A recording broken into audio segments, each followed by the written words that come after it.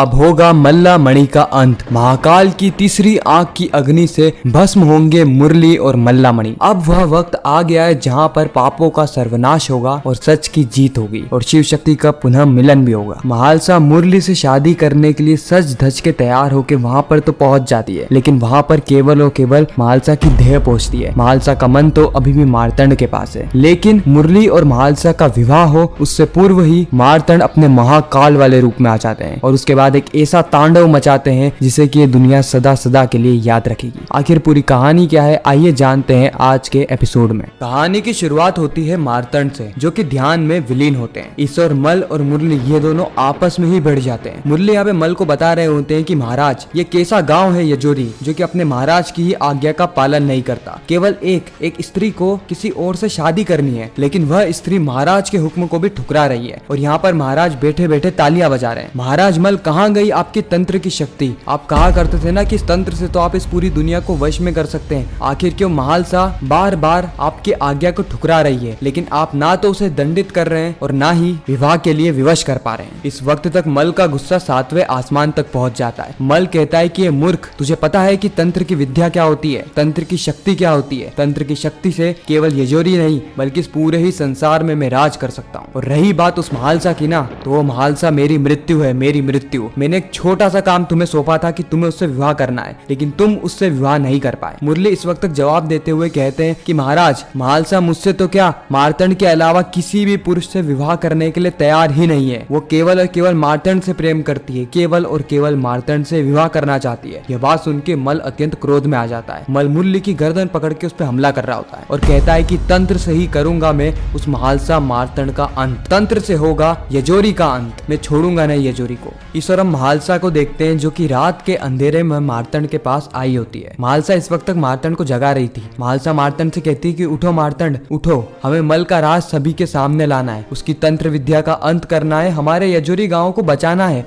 अब समय आ गया है मार्तंड, उठो शीघ्र उठो, तुम यहाँ पर कर क्या रहे हो? जब महालसा ध्यान से मार्तंड को देखती है तो वो देख पाती है कि यह तो पुराना वाला मार्तंड है ही नहीं, बल्कि ये तो महादेव जैसे भेष में नजर आ रहा है और ध्यान में इतना विलीन है कि महालसा तक की पुकार नहीं सुन रहा। वही महालसा जिससे कि वो अत्यधिक प्रेम करता है। महालसा को इस वक्त तक कुछ भी समझ में नहीं आ रहा होता है कि यहाँ पर आखिर चल क्या रहा है, लेकिन फिर भी वो बार बार प्रयास कर रही होती है मार्तंड को उठाने का। ईश्वर मल को देखते हैं जो कि अपने यज्ञ को शुरू कर देता है, अपने तंत्र की विद्या को शुरू कर देता है और मल के यज्ञ से आसपास में मौजूद जितने भी सर्प होते हैं वो सारे ही मल के आसपास इकट्ठा हो जाते हैं और मल के तंत्र विद्या से एक ऐसा सर्प जन्म लेता है जिसके अंदर असुरी प्रवृत्तियां भर भर के थी और वही असुरी प्रवृत्ति वाला बड़ा सर्प बाकी सारे छोटे सर्पों को प्रभावित कर लेता है। उन सारे सर्पों को एक ऐसा उद्देश्य देता है जो कि उनके जीवन का उद्देश्य है ही नहीं, एक ऐसा उद्देश्य जो कि केवल और केवल मल के फायदे के लिए है और वह उद्देश्य होता है यजोरी गांव में जाकर यजोरी गांव में हाहाकार मचाना। और बाकी सारे सर्प बिल्कुल वैसा ही करते हैं। वो बड़े सर्प की बातों को मानकर सीधे पहुंच जाते हैं यजोरी गांव में और एक एक करके सभी लोगों पे आक्रमण करते हैं, चाहे कोई बूढ़ा हो, महिला हो, बच्चा हो या फिर कोई पुरुष हो। यह सर्प किसी को नहीं छोड़ते, एक के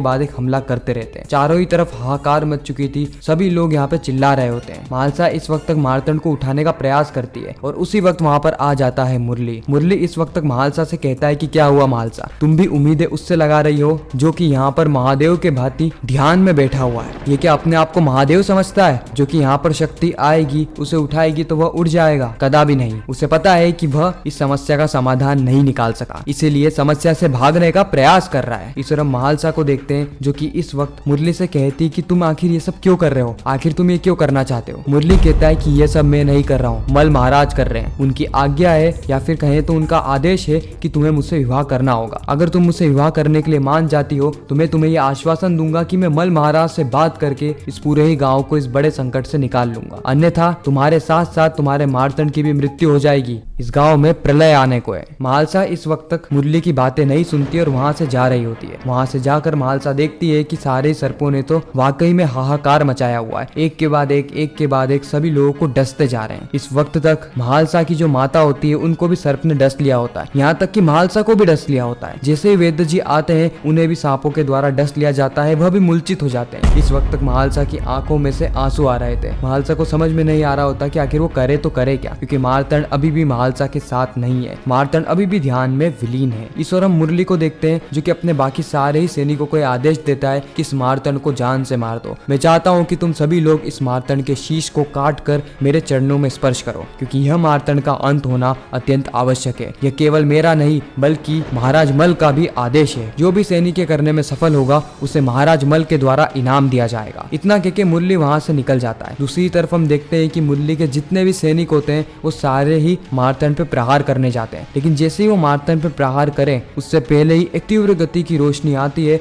जो कि इन सारे सैनिकों को किलोमीटर दूर तक फेंक देती है। कोई भी सैनिक मार्तंड के आसपास नहीं बचा होता। इस ओर हम देखते हैं महालसा अपने माता और पिता के पास जाती है और कहती है कि माता आप चिंता मत करिए, ये घाव भी भर जाएगा। उसी वक्त गाँव के प्रधान कहते हैं कि महालसा ये सारी ही गलती तुम्हारी है। हमने तुम्हें कितनी बार ये समझाने का प्रयास किया कि वो मल महाराज है, उनके पास इतनी शक्तियां हैं कि वो पूरे ही गांव को अपने क्रोध की अग्नि से भस्म कर सकते हैं, लेकिन फिर भी महालसा तुमने हमारी बातें नहीं मानी और देखो आज यजोरी की क्या हालत हो चुकी है। इस वक्त तक महालसा की माता भी कह रही होती कि यजोरी के साथ साथ महालसा तुमने अपने माता पिता के प्राण भी संकट में डाल दिए। मेरे प्राण तो वैसे ही संकट में आ चुके हैं और ये सर्प इतनी तेजी से यजोरी के लोगों को डस रहे हैं कि बहुत ही जल्द तुम्हारे पिता के प्राण भी संकट में आ जाएंगे। लेकिन अभी भी वक्त है, अभी भी समय है, अपनी गलती को सुधार लो, अपनी भूल की प्रायश्चित करो। कर लो मुरली से विवाह पुत्री, कर लो मुरली से विवाह। दूसरी तरफ हम देखते हैं कि सैनिक वापस से 1 किलोमीटर से भागकर आ गए होते हैं मार्तंड पे प्रहार करने के लिए, क्योंकि अपने महाराज की आज्ञा का उल्लंघन यह नहीं करते। चाहे महालसा करे वो अलग बात है, लेकिन यह सैनिक अपनी महाराज की आज्ञा का उल्लंघन नहीं कर सकते। इसीलिए वापस से आते हैं मार्तंड पे प्रहार करने के लिए, लेकिन ये साफ तौर पे देख पा रहे थे कि मार्तंड के आसपास में एक अदृश्य दीवार बनी हुई है। एक ऐसी अदृश्य दीवार जो कि ना तो इन्हें अंदर प्रवेश करने दे रही है, ना ही मार्तंड पे प्रहार करने दे रही है। और जब भी प्रहार करने की कोशिश करते हैं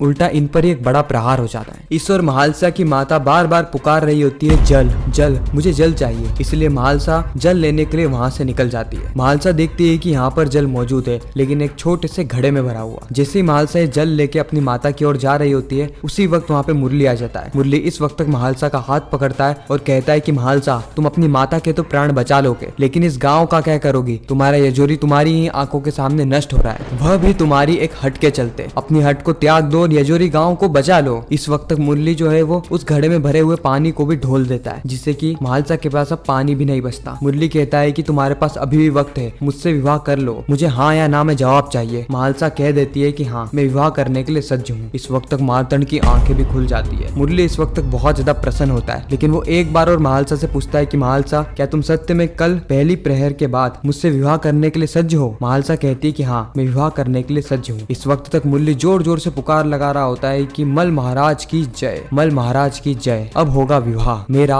और महालसा का। इस और महालसा की आंखों में से आंसू आ रहे होते हैं। महालसा वो सारे ही पलों को याद कर रही होती जो कि उसने मार्तंड के साथ बिताए थे। किस तरीके से मार्तंड ने हर पल महालसा की सहायता करी, हर पल वो मार्तंड ही था जो कि महालसा के साथ खड़ा था। लेकिन आखिर में मार्तंड अपने ध्यान से नहीं उठा और पूरा ही गाँव तहस नहस हो गया। गाँव को बचाने के लिए महालसा को एक बड़ा कदम उठाना पड़ा, लेकिन महालसा के मन में अभी भी मार्तंड बसा हुआ है। हालांकि महालसा की देह तो शादी के लिए पहुंच जाएगी, लेकिन महालसा का मन अभी भी मार्तंड के पास है। अभी भी महालसा मार्तंड से इतना ही प्यार करती है। लेकिन आने वाली कहानी बेहद ही इंटरेस्टिंग और मजेदार होने वाली है। हालांकि यह एपिसोड यहीं पर ही खत्म होता है इस ट्विस्ट और सस्पेंस के साथ कि महाकाल की तीसरी नेत्र खुलने वाली है, जिसके बाद होगा तांडव। आखिर वो तांडव क्या रहेगा, पूरी कहानी क्या रहेगी, यह हमें जानने को मिलेगा आने वाले एपिसोड में। ऐसी रेगुलर रिकेप्स टेलीविजन से भी पहले देखने के लिए हमारे चैनल को सब्सक्राइब जरूर करें। मैं मिलता हूँ किसी नेक्स्ट इंटरेस्टिंग वीडियो में, जब तक के लिए गुड बाय।